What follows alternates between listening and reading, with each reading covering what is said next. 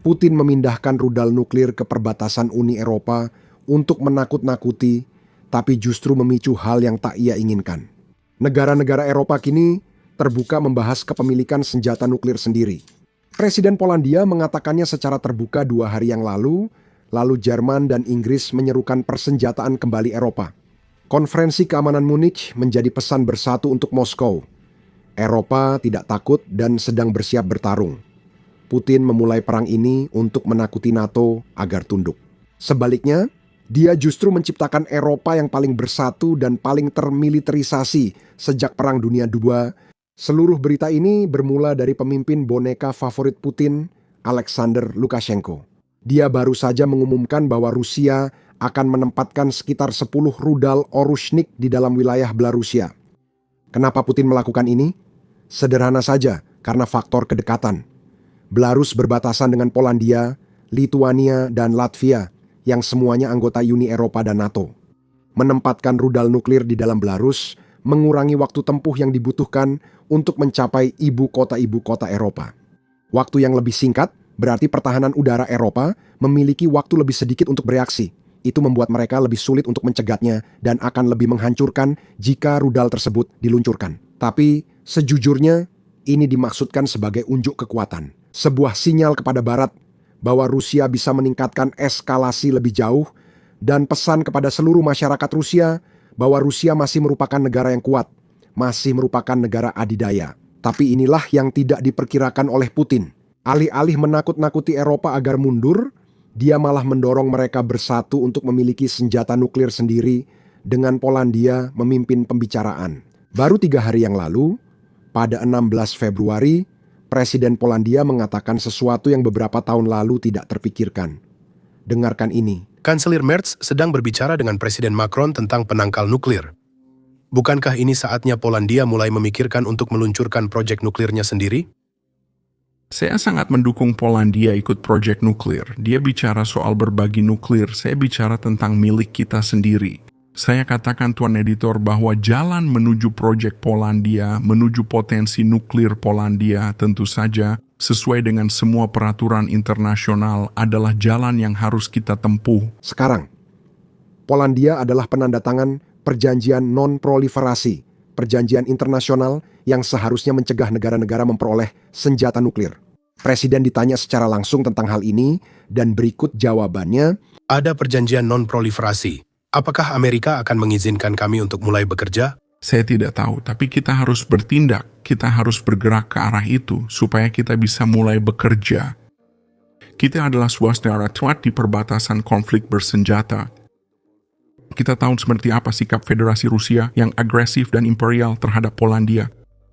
Saya tidak akan mengatakan kapan atau apakah itu akan terjadi, tapi jika Anda minta pendapat saya, bagi saya membangun keamanan Polandia, bahkan berdasarkan potensi nuklir adalah arah yang saya dukung. Dan bagaimana Rusia mungkin bereaksi terhadap hal ini? Rusia bisa bereaksi agresif terhadap apapun. Kita warga Polandia harus merasa aman.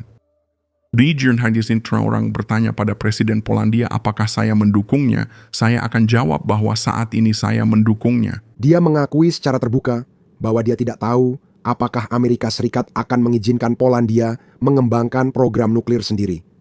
Sikap hati-hatinya tepat, contohnya kasus Iran. Amerika Serikat siap berperang demi menghentikan negara mengembangkan senjata nuklir. Jika YouTuber bodoh seperti saya saja tahu, tentu para pemimpin Polandia juga mengetahuinya. Mereka tidak sebodoh itu untuk mengambil risiko sanksi hanya demi memulai program senjata. Jadi, apa yang sebenarnya terjadi, ini adalah alat tawar-menawar. Polandia menyatakan, beri kami perlindungan nuklir atau kami akan membangunnya sendiri. Ini bukan kali pertama Polandia memakai taktik seperti ini. Jika kamu ingat, tahun 1990-an, inilah cara Polandia masuk ke NATO. Begini, saat itu, Polandia menyadari bahwa Rusia bisa kembali menjadi ancaman kapan saja, jadi mereka membutuhkan perlindungan. Karena itu, Presiden Polandia bertemu Bill Clinton dan menawarkan 2 pilihan. Polandia masuk NATO atau membuat senjata nuklir sendiri. Karena bagaimanapun juga, Rusia pada akhirnya akan mengancam Polandia dan mereka membutuhkan pertahanan. Saat itu, cara itu berhasil. Polandia diizinkan bergabung dengan NATO. Sekarang Polandia melakukan hal yang sama lagi. berbagi senjata nuklir, atau mereka akan membangun program nuklir mereka sendiri. Dan ancaman dari Rusia, ya, itu bukan sekadar hipotesis. TV pemerintah Rusia hampir setiap hari membicarakan tentang menyerang Polandia. Meski tentaranya 4 tahun terjebak di Ukraina, Rusia masih berharap bisa menginvasi Polandia suatu saat nanti. Dengarkan ini. Kita juga punya hal yang bisa disampaikan ke Polandia. Kenapa repot-repot menyampaikan apapun kepada mereka? Mengapa perlu berdialog? Tidak ada apa-apa, dia? Mengapa bertengkar dengan babi? Kamu hanya akan kotor dan tak ada yang paham. Ya, itu hanya metafora. Kita tak punya yang harus dipertahankan. Saat sudah muak, kita pasti melawan seperti yang terjadi dalam sejarah kita. Mereka selalu berpikir bisa mengolok-olok sang beruang, menertawakannya, lalu mereka membayar, bernapas masuk dan keluar selama 100 tahun lalu mencoba lagi. Semuanya berputar-putar. Kita sering bilang bisa mengulanginya, tapi menurutku sebaiknya tidak. Ya, jika kita lakukan berarti masuk Berlin berbaris di Eropa serta kerugian besar.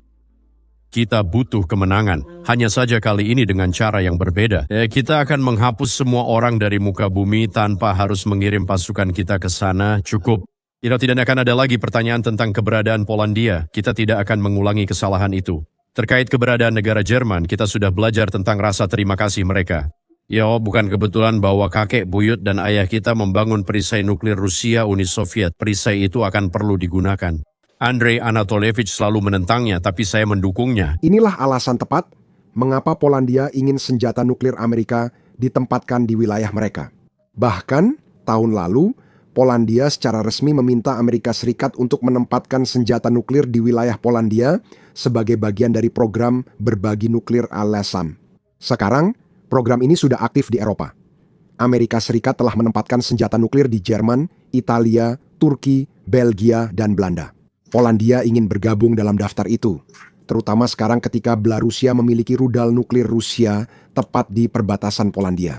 Tapi tahun lalu, respons Amerika tidak begitu jelas. Berikut ini Wakil Presiden J.D. Vance berbicara tentang hal ini ketika dia ditanya dalam sebuah wawancara. Silakan dengarkan. Polandia hari ini telah bertanya, Presiden Polandia telah meminta Amerika Serikat untuk mempertimbangkan menempatkan senjata nuklir di Polandia sebagai perisai terhadap kemungkinan agresi Rusia di masa depan. Di sini tertulis Presiden Trump bertemu tentu saja hari ini dengan pemimpin NATO.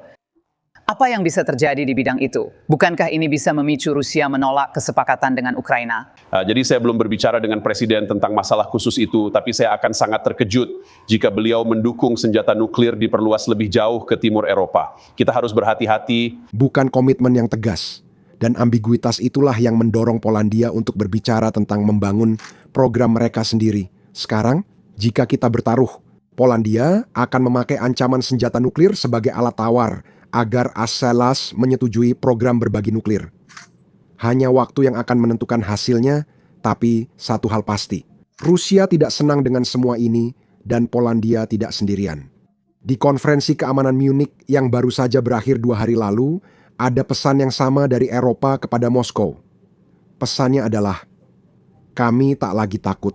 Bahkan, pejabat militer tertinggi dari Jerman dan Inggris Raya menyerukan persenjataan kembali Eropa. Mereka mendesak rakyatnya bersiap sejak dini menghadapi kemungkinan serangan Rusia. Jerman, negara yang selama puluhan tahun menghindari militerisasi, kini justru menyerukan persenjataan kembali. Putin menginginkan Eropa yang lemah dan terpecah. Namun yang ia dapatkan justru sebaliknya. Seperti yang bisa Anda tebak, respons Rusia datang dari Menteri Luar Negeri Sergei Lavrov, dan respons itu sebenarnya cukup aneh. Dia mengklaim bahwa Presiden Finlandia menyerukan untuk menghabisi Rusia. Saya menonton seluruh pidatonya, bahkan saya menonton panel-panel dengan Presiden Finlandia, dan dia tidak pernah mengucapkan kata-kata itu. Mungkin ada sesuatu yang hilang dalam terjemahan, dan itu saya masih berbaik sangka kepada Lavrov, atau mungkin Lavrov memang hanya mengada-ada. Ini bukan pertama kalinya, tapi coba dengarkan pesannya. Kini, sebagai respons atas semua tindakan ini, slogan-slogan itu terdengar di Munich dalam berbagai bentuk. Tapi intinya sama, Rusia adalah musuh. Ukraina harus menghabisi Rusia. Stab, Presiden Finlandia, yang dulunya negara netral dan sekarang menjadi salah satu pemimpin neo-Nazi terpenting, dengan sederhana berkata, Ukraina melakukan segalanya dengan benar, lanjutkan dan habisi Rusia sekarang. Seperti yang saya bilang, Saya menelusuri semua pidato di setiap panel Presiden Finlandia dan mungkin menemukan sesuatu yang membuat Rusia marah. Itulah sebabnya orang Rusia membuat cerita tentang Presiden Finlandia. Sebenarnya, ucapannya sangat merugikan militer dan ekonomi Rusia. Coba dengarkan sendiri dulu. Bagaimana situasinya? Mari kita ubah narasi perang ini karena masih ada yang bilang Putin menang, padahal saya sangat tidak setuju. Lihatnya, tujuan strategis Putin adalah mengambil alih Ukraina, menjadikannya Rusia, tapi justru menjadi Eropa. Tujuan strategisnya adalah untuk tidak membiarkan NATO berkembang, Finlandia dan Swedia. Dan tujuan strategisnya menjaga pengeluaran pertahanan Eropa tetap rendah. Kini kita mencapai 5%. Ini kegagalan strategis total Rusia. Kedua, dia gagal secara militer. Kita lihat dari perolehan wilayah. Pada tahun pertama di 2014 itu sebesar 12% karena adanya pasukan hijau di semenanjung Crimea dan beberapa di Luhansk, Donetsk. Sejak saat itu 8% wilayah Ukraina dalam 12 tahun, 2 tahun terakhir 1% wilayah Ukraina. Dan berapa biaya dari semua ini? Pada bulan Desember, 35.000 tentara Rusia tewas. Pada bulan Januari, 30.000 tentara Rusia tewas. Jadi total 65.000 tentara tewas dalam 2 bulan. Akhirnya ini menjadi kegagalan ekonomi bagi Putin. Cadangan sudah habis, pertumbuhan 0, inflasi 2 digit, dan suku bunga 16%. Ya, jadi dia tidak ingin mengakhiri perang ini. Bukan karena merasa bisa maju, tapi memang tidak maju. Dia enggan mengakhiri perang ini karena biaya politik dan sosial untuk memulangkan tentara terlalu besar. Lalu muncul pertanyaan, apa yang harus kita lakukan? Yang pertama, tingkatkan tekanan ekonomi, sanksi, layanan maritim, armada bayangan, hantam sekeras mungkin. Dan yang kedua, terus berikan Ukraina semua sarana yang diperlukan, termasuk Tomahawk, lalu kita akan menuntaskan ini dan Ukraina akan memenangkan perang ini. Lalu ada Macron. Presiden Prancis menyampaikan pesan serupa dan Rusia juga membencinya karena semua orang pada dasarnya menyiarkan aib Rusia ke seluruh dunia karena benar-benar semua orang menonton konferensi ini. Ini adalah konferensi untuk keamanan nasional setiap negara di dunia. Dan di konferensi ini, semua orang pada dasarnya membicarakan betapa buruknya kinerja militer Rusia. Coba dengarkan saja. Rusia setelah menginvasi Ukraina menjadi negara yang melemah. Mereka menghabiskan banyak uang untuk perang sia-sia dan kini mengalami resesi. Negara itu terisolasi secara ekonomi, sepenuhnya bergantung pada Tiongkok. Sementara negara itu sudah memiliki masalah demografi yang parah, mereka kehilangan ratusan ribu jiwa muda karena sebuah ilusi.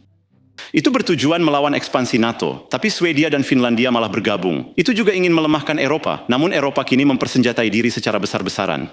Ini adalah kegagalan strategis, ekonomi, bahkan militer. Dan ketika saya mendengar pidato-pidato yang pesimis tentang Ukraina, ketika saya mendengar beberapa pemimpin mendesak Ukraina untuk menerima kekalahan mereka, seolah-olah terlalu melebih-lebihkan Rusia dalam perang ini. Ini kesalahan strategis besar karena ini bukan kenyataan.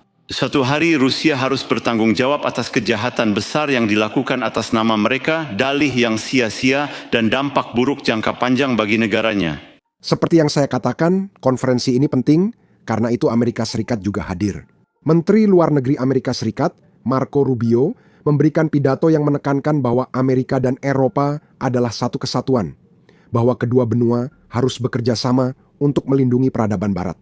Itu sangat menyegarkan, terutama untuk negara-negara Eropa, setelah pernyataan J.D. Vance kemarin. Dengarkan pidato Marco Rubio berikut.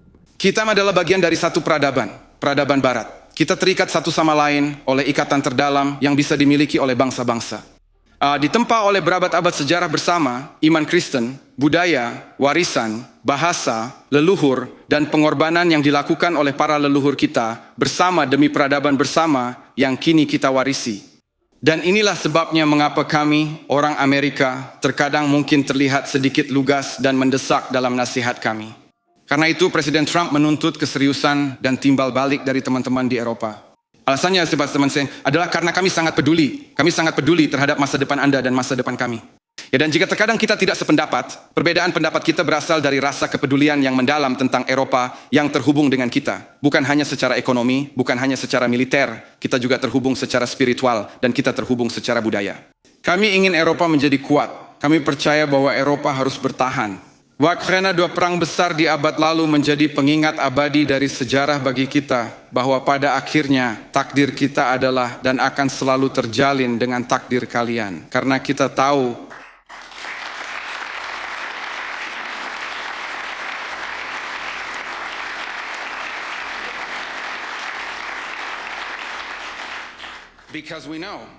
bahwa nasib Eropa tidak akan pernah tidak relevan dengan keamanan nasional kita sendiri yang menjadi bahasan utama konferensi ini, bukan sekadar serangkaian pertanyaan teknis.